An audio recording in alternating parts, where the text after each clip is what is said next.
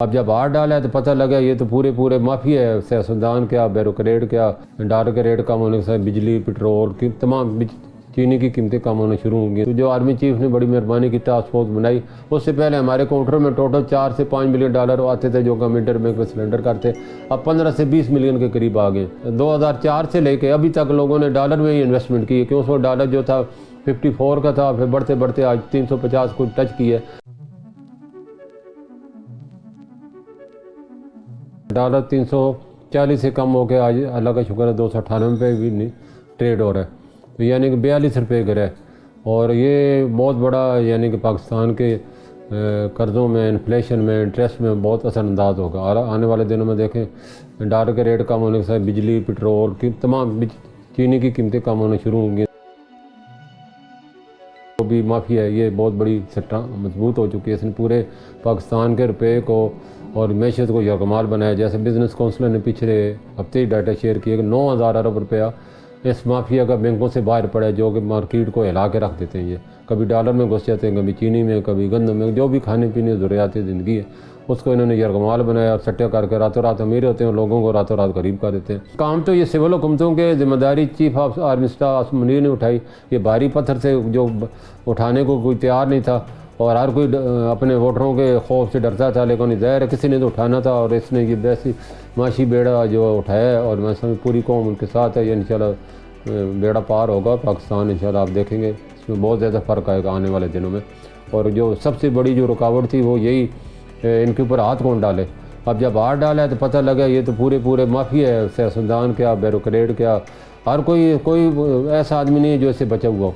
हर ऐसे बहती गंगे में रंग हाथ धो रहा है और इस हाथों को काटना होगा। और जब तक ये हाथ नहीं कटेंगे तो पाकिस्तान तरक्की नहीं करेगा।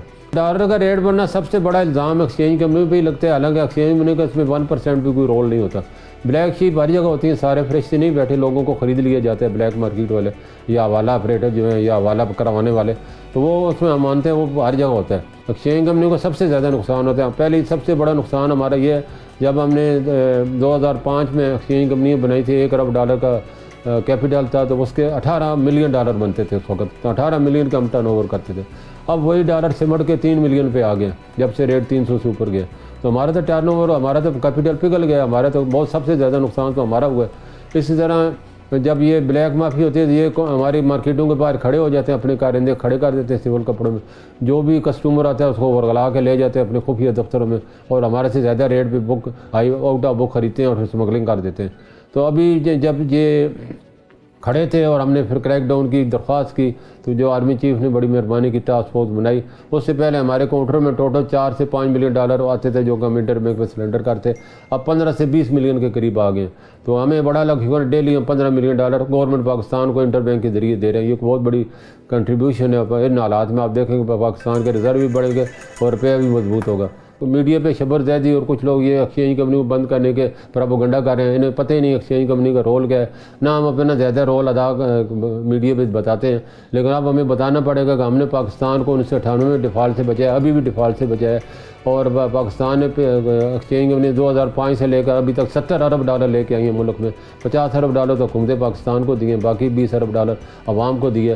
तो इससे बड़ा कौन और क्या सबूत चाहिए। जब अपनी करेंसी पे एतमाद ख़त्म होता है, जब हम अपनी करेंसी को अपनी नज़रों में गिराएंगे तो लोगों की नज़रों में कैसे इसको हाई करेंगे। हम खुद डॉलर ख़रीद के इसको गिरा रहे हैं। हमें यही सबक है, पाकिस्तान है तो हम सब हैं। अभी भी देखो 22 लाख 1 करोड़ पे मिलते हैं आपको साल का, इतना हाई इंटरेस्ट रेट है। तो अभी भी और आपको क्या चाहिए, पाकिस्तानी रुपये में कन्वर्ट करें और इन्वेस्टमेंट करें, पाकिस्तान खुद ही तरक्की कर जाएगा। जितने भी घरों में एफसी पड़ी है वो अगर आके बेचते हैं तो पाकिस्तान को वो 5-6 अरब डॉलर तो यहाँ लोकल पाकिस्तान में पड़ा है, गोल्ड पड़ा है लोगों के पास, वो भी एक किस्म का डॉलर ही है। तो वो पाकिस्तानी रुपये गवर्नमेंट को भी चाहिए कि उनको कोई ऐसे रास्ता दिखाए। कोई आप देखें 2004 से लेके अभी तक लोगों ने डॉलर में ही इन्वेस्टमेंट की है, क्योंकि वो डॉलर जो था 54 का था, फिर बढ़ते बढ़ते आज 350 को टच किया। तो इससे बेहतर अच्छा कारोबार कौन है, तो ये लोग सोच के, और हमारी कौम वैसे ही काम चोर हो चुकी है, काम करने ही नहीं चाहती। वो कहते हैं ऐसा काम हो जिसमें हमारे पैसे डबल से 3 गुना हो जाए। तो डॉलर ही ऐसी करेंसी थी जो इनको 3 गुना बढ़ा दिया इनको। गोल्ड का भी यही हाल है, 50,000 तोले से बढ़ते बढ़ते 2.5 लाख तोले पे पहुँच गए। जितने भी लोग अपना पैसा, जैसे मैंने कहा, बाहर रख के बैठे हैं, घरों में रख के बैठे हैं, उन्हें तहफ़्फ़ुज़ दिया जाए और वो अगर आके अपने बेचते हैं तो, और इसी तरह तो भाई एक तो ये बड़ा सोर्स है हमारा।